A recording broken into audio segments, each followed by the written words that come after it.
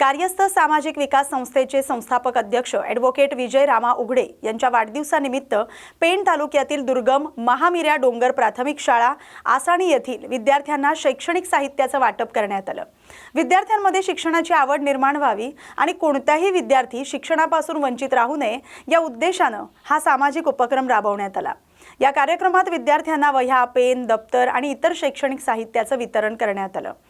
यावेळी ॲडव्होकेट विजय रामा उघडे यांनी शिक्षण हेच विद्यार्थ्यांच्या उज्ज्वल भविष्यासाठी सर्वात मोठं साधन असल्याचं सांगितलंय।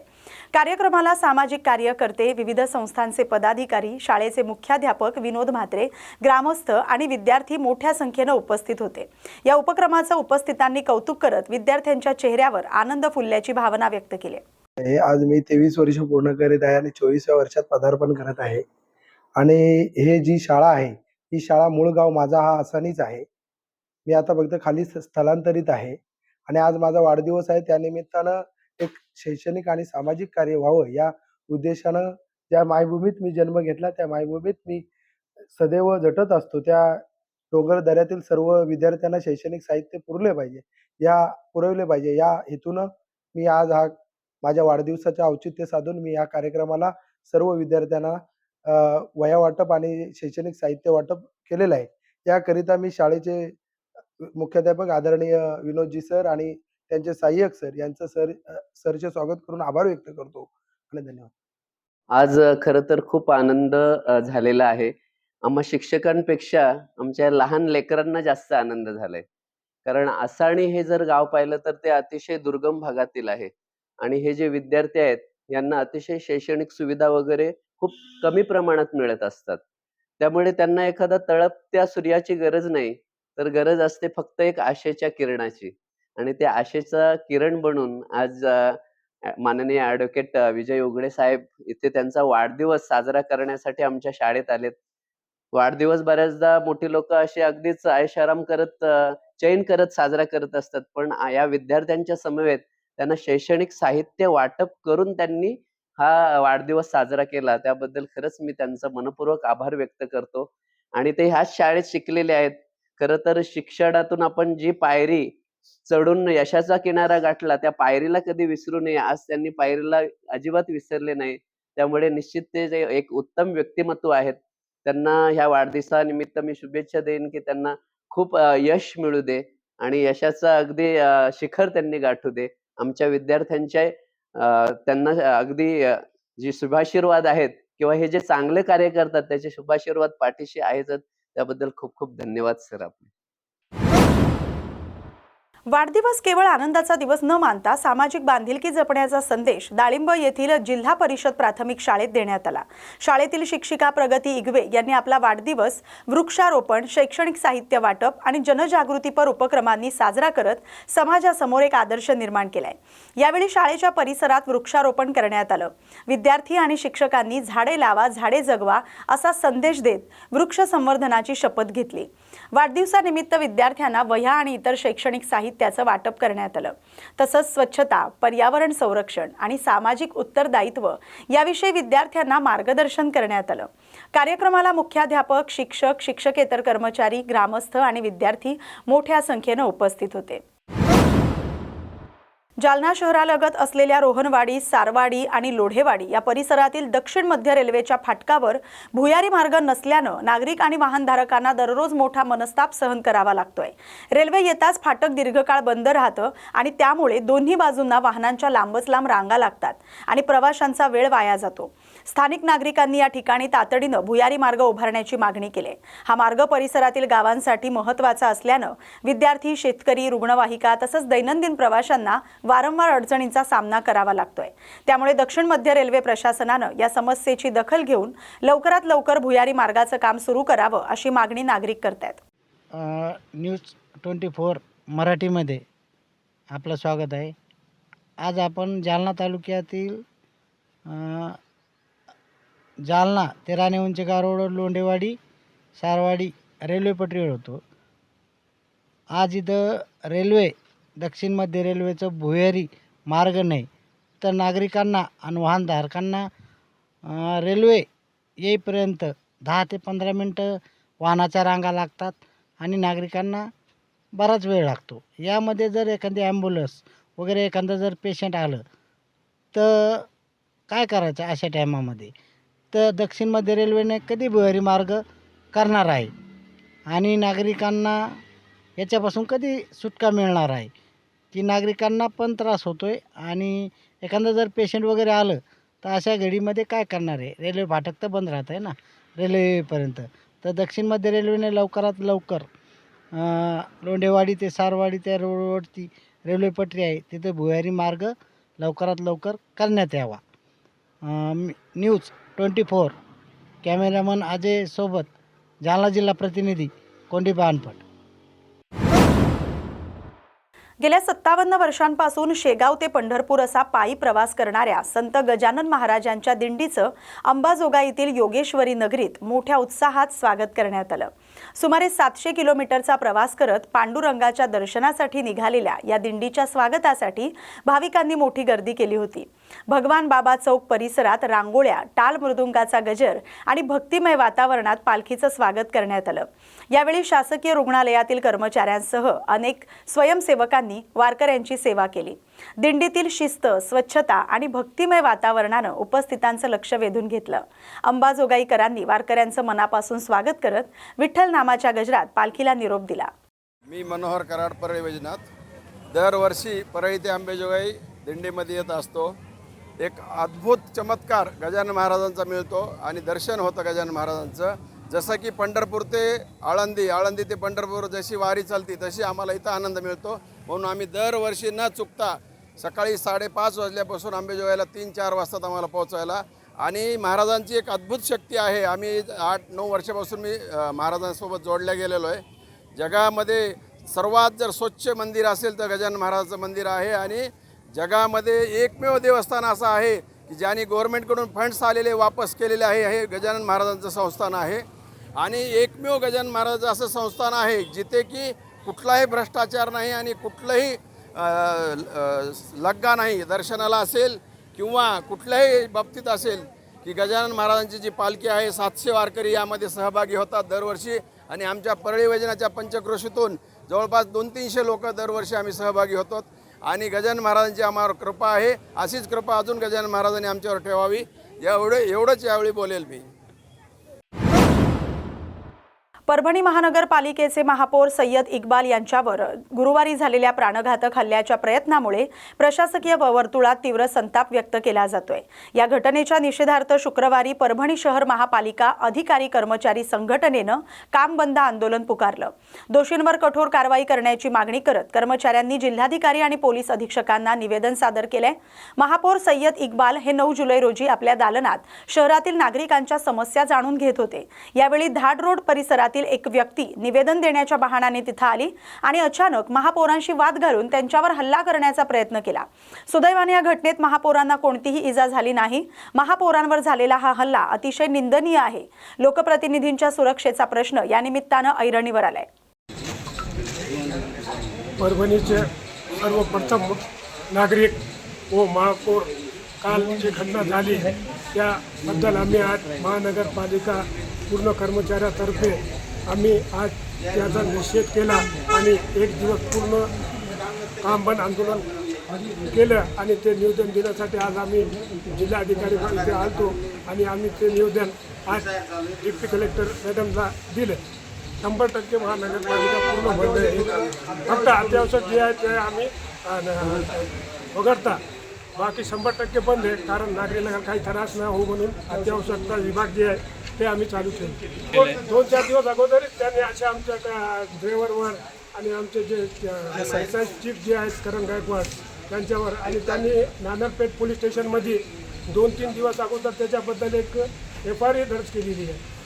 आणि आज जे आमच्या महापौरवर झाला उद्या कोणत्याही कर्मचाऱ्यावर होऊ नये याकरिता आम्ही सर्व एकजुटीनं हे आज आणि आमचे कर्मचारी जे आहे रमेश चव्हाण जे महापौर साहेबांचे PA त्यांच्यावर बी त्यांनी हल्ला केला. त्यांना घाची धरली, त्यांचा गागल तोडला आणि तो बी आमचा कर्मचारी आहे. त्यामुळे आम्ही आज निषेध केला. परभणी शहराचे महापौर सय्यद इक्बाल यांच्यावर हल्ला करण्याचा प्रयत्न झाल्याची घटना समोर आली। निवेदन देण्यासाठी आलेल्या एका युवकानं वादाच्या पार्श्वभूमीवर महापौरांवर हल्ला करण्याचा प्रयत्न केलाय। वेळीच हस्तक्षेप झाल्यामुळे मोठी दुर्घटना टळली। घटनेनंतर पोलिसांनी शेख रफिक या संशयित युवकाला तात्काळ ताब्यात घेतले। या प्रकरणी नवा मोंढा पोलीस ठाण्यात गुन्हा दाखल करण्यात आलाय। हल्ल्याच्या प्रयत्नामागील नेमकं कारण काय याचा तपास पोलीस करतायत। केंद्रीय निवडणूक आयोगाच्या निर्देशानुसार सुरू असलेल्या विशेष सघन मतदार पुनरीक्षण अभियानाला वसमत उपविभागात नागरिकांचा उत्स्फूर्त प्रतिसाद मिळतोय। उपविभागीय अधिकारी विकास माने यांच्या मार्गदर्शनाखाली 30 जून ते 29 जुलै या कालावधीत मतदार पडताळणी, पात्र मतदारांचा समावेश आणि अपात्र मतदारांची नावं वगळण्याचं काम वेगानं सुरू आहे। या अभियानाअंतर्गत प्रत्येक मतदारापर्यंत पोहोचून गणनापत्राच्या 2 प्रती वितरित केल्या जात आहेत। उपविभागीय अधिकारी विकास माने हे स्वतः अधिकारी आणि कर्मचाऱ्यांसह गावोगावी, खेड्यापाड्यात तसंच शहरातील विविध भागांना भेट देत अभियानाची पाहणी करतात। नागरिकांना मतदार यादी अद्ययावत ठेवण्याचं महत्त्व पटवून देत या उपक्रमात सक्रिय सहभागाचं आवाहन करतात। आपण भारत निवडणूक आयोगाच्या मार्फत स्पेशल इंटेन्सिव्ह रिव्हिजन म्हणजे SIRचा कार्यक्रम सुरू आहे। या कार्यक्रमामध्ये आपण 30 जूनपासून 29 जुलै या 1 महिन्याच्या कालावधीमध्ये प्रत्येक मतदारांना गणना प्रपत्र 2 प्रतीमध्ये देत आहोत। हे गणना प्रपत्र प्रत्येक मतदाराला वाटप केल्यानंतर ज्यांच्याकडून हा गणना प्रपत्राचा फॉर्म आहे तो भरून येईल, त्याच मतदारांची नावं 5 ऑगस्टला प्रसिद्ध होणाऱ्या मतदार यादीमध्ये असणार आहेत। त्यामध्ये जे मतदार मयत असतील किंवा कायमस्वरूपी स्थलांतरित असतील यांची फॉर्म भरून येणार नाहीत, त्यामुळे यांची नावं ही प्रारूप मतदार यादीमध्ये येणार नाहीत आणि मतदार यादीचं शुद्धीकरण होणार आहे। त्याशिवाय दुबार मतदारांची सुद्धा एकच फॉर्म भरून येईल, त्यामुळे त्यांची सुद्धा नावं वगळली जातील। 5 ऑगस्ट रोजी प्रारूप मतदार यादी प्रसिद्ध होईल। 5 ऑगस्टच्या नंतर जर एखादा खरा मतदार आहे परंतु तात्पुरत्या स्तरामध्ये कोणत्या तरी कामासाठी बाहेरगावी गेला होता, तर त्याने दावा दाखल केल्यानंतर त्याचं सुद्धा अर्ज आणि त्याच्या डॉक्युमेंटचं व्हेरिफिकेशन करून आपण त्याचंही नाव 5 ऑगस्ट ते 30 सप्टेंबर या कालावधीमध्ये सुनावणी घेऊन आपण ॲड करून घेऊ शकतो।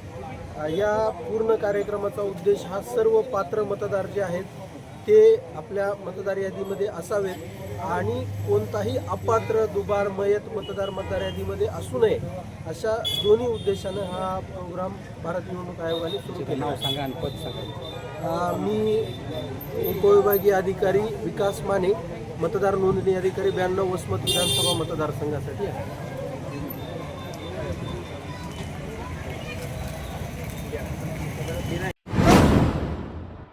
मतदार याद्यांच्या विशेष सखोल पुनरीक्षण मोहिमेची प्रभावी अंमलबजावणी करण्यासाठी जिल्ह्यातील सर्व मान्यताप्राप्त राजकीय पक्षांनी सक्रिय सहकार्य करावं असं आवाहन जिल्हाधिकारी योगेश कुंभेजकर यांनी केलंय।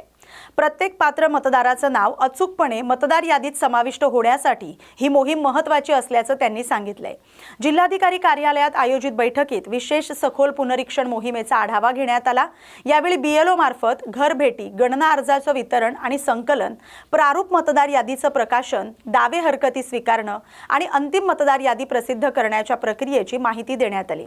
राजकीय पक्षांनी बूथ लेवल एजंटच्या माध्यमातून प्रशासनाशी समन्वय साधून पात्र मतदारांची नोंद अचूक राहण्यासाठी सहकार्य करावं असं आवाहन जिल्हाधिकाऱ्यांनी केलंय। हिमायतनगर शहरासह ग्रामीण भागात नावाजलेल्या एका कोचिंग क्लासेसच्या संचालकांनी गळफास घेऊन आत्महत्या केल्याची घटना घडली। या घटनेमुळे परिसरात खळबळ उडाली। शहरातील खासगी कोचिंग क्लासेसचे संचालक NT जाधव यांनी आपल्या क्लासेसच्या प्रांगणात असलेल्या चिंचेच्या झाडाला गळफास घेऊन आपली जीवनयात्रा संपवली। घटनेची माहिती मिळताच पोलिसांनी घटनास्थळी धाव घेतली। जाधव यांच्या नातेवाईकांनी आक्रोश केला। शाळेच्या जागेतून काही दिवसांपासून वाद सुरू होता आणि याच विवंचनेतून टोकाचं पाऊल संचालकांनी घेऊन गळफास घेतला असल्याची माहिती नातेवाईकांनी दिली आहे। NT जाधव यांनी अनेक विद्यार्थ्यांना घडवले, त्यांच्या शिक्षणाचा ठसा उमटला होता। या घटनेमुळे विद्यार्थ्यांसह पालक, नातेवाईक, शहरातील नागरिकांनी हळहळ व्यक्त केली आहे। नवी मुंबईतील नेरूळ परिसरात छत्रपती शिवाजी महाराज स्मारकाजवळ काही समाजकंटकांकडून खुलेआम मद्यपान आणि हुल्लडबाजी केल्याचा व्हिडिओ समोर आला। त्यानंतर आता संताप व्यक्त केला जातोय। या प्रकरणी महाराष्ट्र नवनिर्माण सेनेनं संबंधितांवर तात्काळ कठोर कारवाई करण्याची मागणी केली आहे।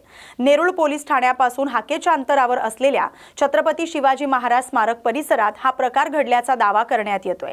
व्हिडिओमध्ये एका व्यक्तीच्या हातात मद्याची बाटली दिसते आणि तो मद्यधुंद अवस्थेत असल्याचं दिसून येते। शिवराय यांच्या स्मारकाचा अवमान झाल्याचा निषेध व्यक्त करत मनसेचे नगरसेवक अभिजित देसाई यांनी संबंधितांवर कठोर कायदेशीर कारवाई करण्याची मागणी केली आहे। तसंच स्मारक परिसरात 24 तास सुरक्षा रक्षकांची नियुक्ती करावी आणि अशा प्रकारांना आळा घालण्यासाठी पोलिसांनी प्रभावी उपाययोजना कराव्यात अशी मागणी त्यांनी केली आहे। आज स्मारक जे नवी मुंबईच्या मध्यवर्ती भागात आहे तिथे अर्ध्या मिनिटाच्या पण नाही हाकेच्या अंतरावर तिथं पोलीस चौकी आहे। बरं, महाराजांच्या साठी जे स्मारक उभं केलंय तिथं सिक्युरिटीची व्यवस्था करा म्हणून पत्र दिलेली होती, सिक्युरिटी पण होती, पण आता कुठे गेला सिक्युरिटी तिथली? तुम्हाला साधं महाराजांचे गड किल्ले महाराजांचे स्मारक जतन करता येत नसतील आणि तुम्ही फक्त आमदार खासदार फोडणार असाल, तुम्ही सिलिंग सारखे कॉन्ट्रॅक्टरला हे करत असाल, पाठीशी घालणार असाल, ह्याच्यासाठीच राजकारण चाललंय। अरे महाराज हा अस्मितेचा विषय आहे। महाराष्ट्रातल्या प्रत्येक मराठी मुलाला महाराजांसाठी लोक जीव द्यायला तयार आहेत। अशा परिस्थितीमध्ये तुम्ही त्यांची स्मारक जी आहेत ती अशी उघड्यावर लोक कोणी येऊन तिथं दारू पिते मद्यपी दारू पितायत आणि त्याच्यावर कुठल्याही प्रकारची कारवाई होत नाही। या संदर्भात आम्ही आज नेरूळ पोलीस स्टेशनमध्ये तक्रार दाखल केलेली आहे आणि आम्ही त्यांना सांगितलेलं आहे की लवकरात लवकर अशा दोषींवर कारवाई झाली पाहिजे तरच चाप बसेल, अन्यथा आम्ही आमच्या महाराष्ट्र नवनिर्माण सेना आमचे शहर अध्यक्ष गजानन काळे साहेब त्यांच्या अध्यक्षतेखाली आम्ही लवकरच नाहीतर ह्या संदर्भात मोठं आंदोलन छेडणार आहोत। मी बोललो त्याप्रमाणे ते कित्येक दिवस ते बांधून ठेवलेलं स्मारक तुम्ही बघितलं असेल। आमचे नेते महाराष्ट्र नवनिर्माण सेनेचे आमचे नेते अमित साहेब ठाकरे यांनी पुढाकार घेऊन ते आम्ही हे केलं। त्याच्यावर आमच्या 70 जणांवर केसेस आहेत, आमच्या 70 जणांवर केस आहेत, महाराजांसाठी केस आहे। आम्हाला त्याचा कमीपणा वाटत नाहीये, परंतु मला दुःख या गोष्टीचं वाटतं की आमचे नेते अमित साहेबांनी त्याचं उद्घाटन केलं, त्याच्यानंतर त्यांनी प्रचंड असा पोलीस बंदोबस्त तिथं लावला। उद्घाटन झालं, लोकांची कामं झाली, लगेच पोलीस बंदोबस्त हटवला। बरं, महाराष्ट्र आपल्या महापालिकेतर्फे जे काही 2 कर्मचारी तिथं अपॉइंट करायला पाहिजेत ते कर्मचारी सुद्धा तिथं नव्हते। मग ह्या गोष्टी होणारच की नाही? आणि उद्या ह्या संदर्भात जर कुठल्या गोष्टी त्याच्या वाईट परिणाम झाला ती सर्वस्वी जबाबदारी महापालिकेची आणि पोलीस प्रशासनाची असेल, हे लक्षात असू द्या। अंधेरी पश्चिम परिसरात बेस्ट बसचा भीषण अपघात झाल्याची घटना समोर आली। बसनं नियंत्रण सुटल्यानं अनेक वाहनांना धडक दिल्याची प्राथमिक माहिती आहे। या अपघातात जवळपास 14 वाहनांचं नुकसान झालंय। या अपघातात 12 ते 13 रिक्षांचा समावेश आहे। 2 ते 3 जण जखमी झाल्याचीही माहिती समोर आली। जखमींना तातडीनं कुपर रुग्णालयात दाखल करण्यात आले।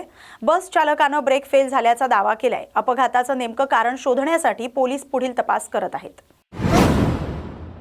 बुलढाणा शहरात उभारलेल्या म्हाडा सदनिकांमध्ये लाभार्थी असलेल्या जयश्री बोराडे यांनी पहिला हप्ता म्हणून 74,000 रुपये अदा केले।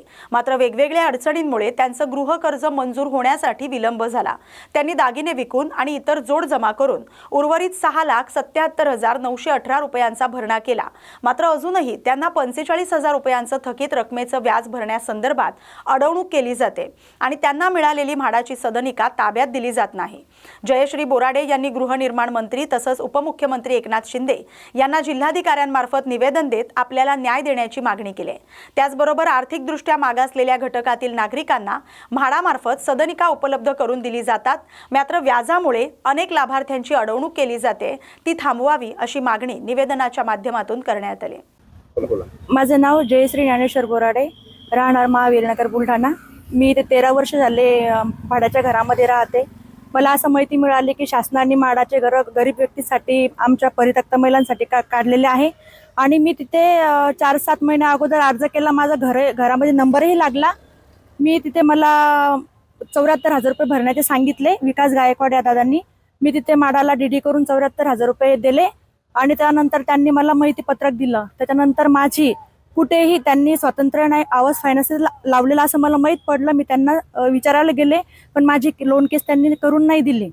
म्हणजे ते बोलत होते तुम्ही परित्यक्त आहे, तुमचा मुलगा छोटा आहे, तुम्ही एकट्या असल्यामुळे तुम्ही हप्ते भरू शकणार नाही, हे कारण त्यांनी मला दाखवलं। मी त्यांना सांगितलं की दादा मी लोन केस भरू शकते, हप्ते भरू शकते, पण ते बोलले की आम्ही तुमचे लोन केस करून देत नाही. त्यानंतर माझे 10-15 हजार रुपये माझे दुसऱ्या फायनान्समध्येही गेले, तरी तिथेही माझे लोन केस झाले नाही. मी राष्ट्रीयकृत बँकेमध्ये पण गेले, तर त्यांनी सांगितलं की माडाच्या घरावर आम्ही लोन केस देत नाही. तर मग मी नंतर माझं बजाज फायनान्सचं वैयक्तिक लोन घेतलं, काही माझे दागिने मोडले, काही माझ्या भावाकडून मी उसने पैसे घेतले आणि असं करून मी 6,77,918 रुपये 2 हप्ते झाले तिथं भरून दिले. DD स्वतः घेऊन मी पाठक मॅडमला नेऊनही दिला, तरीही मला अजून सदनिकेचा ताबा मिळत नाहीये. त्यांनी सांगितलं की तुम्हाला 6-7 महिने लेट झाल्यामुळे तुम्हाला 43,000 रुपये हे व्याज आलेलं आहे. 43,700 काहीतरी वर रक्कम आहे, तर ते व्याज भरल्याशिवाय आम्ही तुम्हाला ताबा देणार नाही. तुमची काय मागणी आहे? माझं हेच म्हणणं आहे सर, आम्ही अत्यंत म्हणजे दारिद्र्यरेषेखालचे लोक आहेत. माझ्या नावावर महाराष्ट्रामध्ये कुठेही जागा नाहीये आणि माझ्यासारख्या अजून कित्येकच महिला आहेत की जर शासनाने लाभ दिला तर आम्ही तो लाभ घेण्याचा प्रयत्न करतो. पण आमची जर अशी लुटमार होत असेल तर 6-7 लाख रुपये जमा करणे म्हणजे आमच्यासारख्या लोकांना खूप मोठी गोष्ट आहे. आणि मीच नाही, अशा भरपूर अशा महिला आहेत की 6-7 लाख रुपये म्हणजे खूप मोठी रक्कम आहे ती आमच्यासाठी. एवढी जमा करणे म्हणजे आमचं खूप मोठं काम झालेलं आहे. आणि आता हे भरून जर पुन्हा 43-45 हजार रुपये जर भरायचे म्हटलं, आता 43 हजार रुपये त्यांचं व्याज भरायचं, घर नावावर करणे, मीटर घेणे, नळ घेणे, म्हणजे अजून मला 1 लाखापर्यंत त्याच्यासाठी खर्च येणार आहे. आणि आता माझी परत लोन केसही कोणत्या बँकेमध्ये होत नाही. माझं जे पर्सनल लोन होतं ते थोडं छोटंसं रक्कम ते झालं. तर माझं म्हणणं एक, मला याच्यामध्ये न्याय मिळावा. हे व्याज वगैरे जे आहे ते माझ्याकडून म्हणजे माझ्याकडून नाही, आमच्यासारख्या गरीब लोकांकडून कोणाकडूनही घेण्यात येऊ नये, ही चुकीची गोष्ट आहे. एवढंच माझं म्हणणं आहे. या बातमीसोबतच बातमी महाराष्ट्राची मध्ये वेळ झाली आता इथेच थांबण्याची. अशाच महत्त्वाच्या बातम्यांसाठी पाहत राहा न्यूज मराठी 24/7. नवा भारत, नवा विचार.